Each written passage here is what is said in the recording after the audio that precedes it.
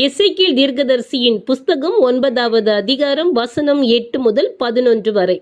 அவர்கள் வெட்டி கொண்டு போகையில் நான் மாத்திரம் தனித்து முகங்குப்புற விழுந்து, கர்த்தராகிய ஆண்டவரே, தேவரீர் எருசலேமின் மேல் உமது உக்கிரத்தை ஊற்றுகையில் இஸ்ரவேலில் மீதியானவர்களையெல்லாம் அழிப்பீரோ என்று முறையிட்டேன்.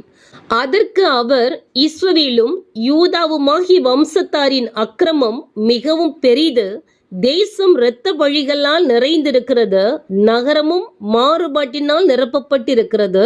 கர்த்தர் தேசத்தை கைவிட்டார், கர்த்தர் பார்க்க மாட்டார் என்று சொல்லுகிறார்கள். ஆகையால் என் கண் தப்ப விடுவதும் இல்லை, நான் இரக்கம் செய்வதும் இல்லை. அவர்களுடைய வழியின் பலனை அவர்கள் சிரசின் மேல் இறங்க பண்ணுவேன் என்றார். இதோ, சணல் நூல் அங்கி தரித்து தன் அறையில் மைக்கூட்டு வைத்திருக்கிற புருஷன் வந்து, நீர் எனக்கு கட்டளையிட்டபடியே செய்தேன் என்று காரியத்தை தெரிவித்தான். ஆமென்.